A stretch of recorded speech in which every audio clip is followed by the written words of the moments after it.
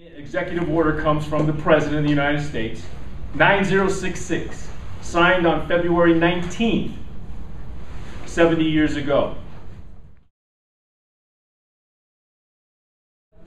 My name is Hatano, and I'm here to give a presentation on the Japanese American invited here by Professor Rick Moniz. And I'll tell of some of my experiences during World War II. There's a few more seats up front. When I was incarcerated in an American concentration camp for 3 years.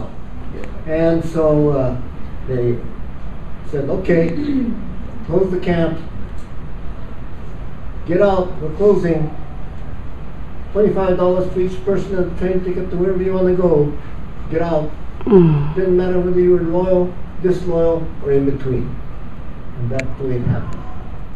This is one of the major battles that was fought by the 442nd Regimental Combat Team in France. This was one of the gateways into Germany, heavily defended. Germans were not about to give it up. Town of Burez is liberated by the 442. Today, that's unusual. If you look carefully, that's a star. The rest of them are all crosses.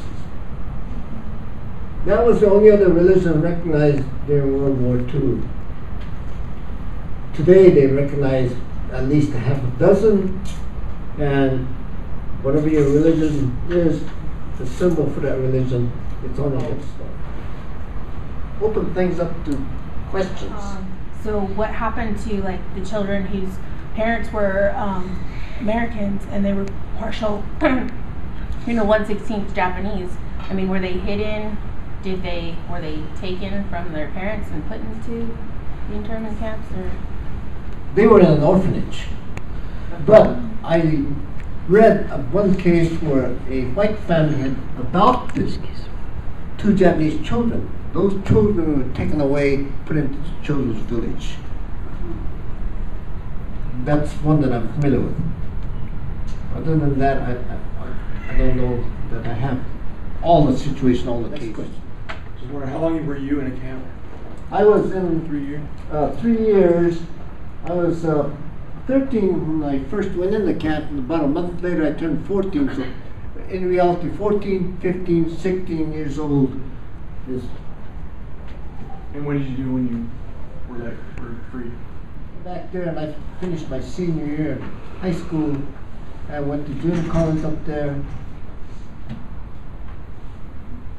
Then after that, they drafted me for the Korean War. I spent another 2 years in service of Uncle Sam. I appreciate sharing with us going to school here as well. I never heard of Japanese concentration camps. Do you think they will carry your stories any further? Well, in my case, I know other kids, they're not interested in listening to your life story. But as they get older, my sons now, they're around 50, and they show an interest. They ask me questions about the camp, things like that. But when they're growing up, they live in another world. And it was a good thing for you. Like, would you think of the encampment being a repressed memory, something you really don't like to talk about, or something you like to always share about? Some people, I think it has affected them mentally. They don't like to talk about it for the longest time. They live now. As far as I was concerned, I've never felt that way. Like, talk about this.